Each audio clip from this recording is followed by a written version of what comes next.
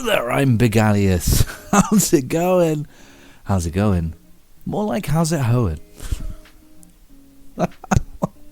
I should not be allowed to make YouTube videos. Why am I allowed to just do this? This isn't fair on the platform, dude. I should not be allowed to just put YouTube videos up and say stuff like, more like how's it hoeing? Like, this platform exists for me to be able to do that. But how is everyone doing tonight? I'm wearing that big Marvel thing. I just recorded a quick Game Pass bite. And speaking of Game Pass bites, dude, Remnant 2. And I really wanted to talk about this game when it came out, and then I completely forgot about it. So we're going to do that. This channel has no time sensitivity on reviews. So I know this game is a little bit old, but I really want to talk about it because personally speaking, I know that I said my game of the year last year was Dead Space 2. This is the runner-up for me. Not even the runner-up. If we're not including remakes, this would be my game of the year. I absolutely adored Remnant 2. Right up until the final boss. And that sucked. The final boss in this game sucks.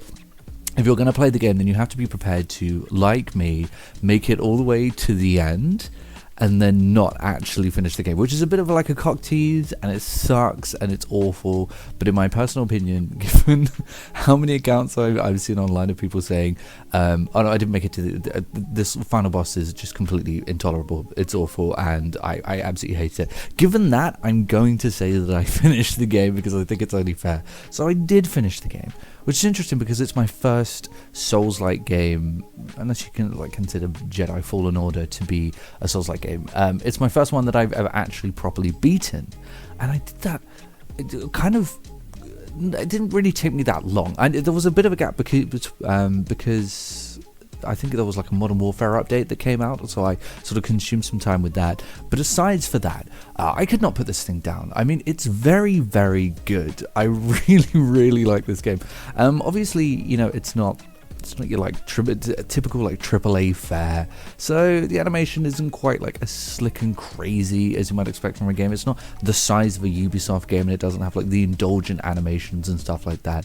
But what it does have, I think it uses tremendously well. The limitations to what they can do graphically are not only handled well in this game, but really smartly, cleverly. There's this sci-fi world that you go to where they use space and color so well and so evocatively to make all of this scenery look like these giant monoliths, that's been glitched out by the system, which I think is very clever. And it also uses this teleportation system to give you lots of different biomes, and all of the biomes are great and very varied too. You go from these medieval worlds where everything's red and bathed in these red leaves and thick sort of grass and stony stuff, stuff like that, and these big giant towering enemies roll towards you and you have to take them out, and that's great. But then you move from that, like I said, to the sci-fi world, or to all of these different varying worlds, and it really this weird labyrinth world, which I will say is probably the least interesting one, but it's still interesting. There's still an air of mystery to it,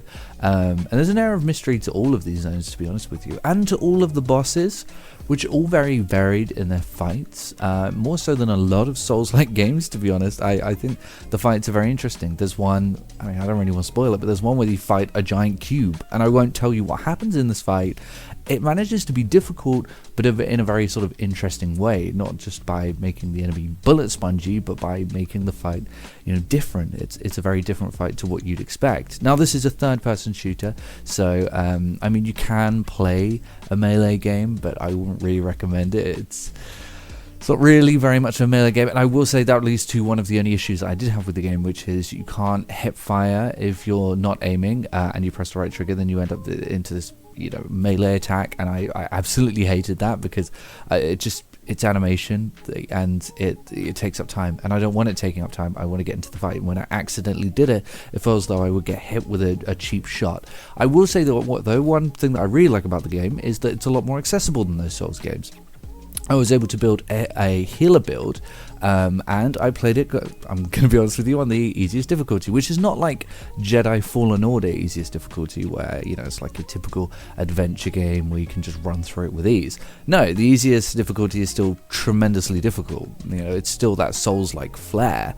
But I was able to build a healer build in this to where every time I finished an encounter, if I pressed left and right bumper at the same time, I would put down this healing thing that would then, heal me. And that was on a cooldown rather than the, I'll press this button to use this healing method thing of all of the other Souls-like games. And I really appreciate that. And you can also, over time, gain skill points to then lessen the time that it takes for that cooldown to, reappear. And they do have the, once you get to a bonfire, everything respawns, but then you also get all of your potions back as well. So you can also use those, and I think you get around about 3 of those, which, just makes things, it takes the edge off a little bit, and I appreciate that. The fights are still tremendously difficult. There are some fights that have me pulling my hair out in this game, but overall, it always felt fair. It always felt like I had a chance, and if I regrouped and, really put the effort in, then I could absolutely slay Queen. So, that's absolutely awesome. I would definitely recommend this game. Yes, I tried playing Remnant 1 when it first came out, and I hated it. I got to like the first zone and got my ass absolutely stomped on. I tried to grind up and level up a bit so that I'd have a better chance, and it just wasn't happening, and the game felt absolutely crap, to be honest with you. I had an awful time with Remnant 1, but 2 is so transformative. It's such a different experience, and they really nailed it in terms of the sophomore game. It really is a fantastic game, and yes, I would absolutely recommend it to anyone who has the Game Pass, or really anyone in general, because it just really is an absolute blast until you get to the final boss, which is just mercilessly difficult. Like I just can't do it. I'm not going to go in and make that my job for a month straight, trying to beat this stupid boss. But aside from that, Remnant 2, absolutely fantastic game, and you should definitely go out and download it if you get the chance. Okay, that's that, and I'll see everyone later.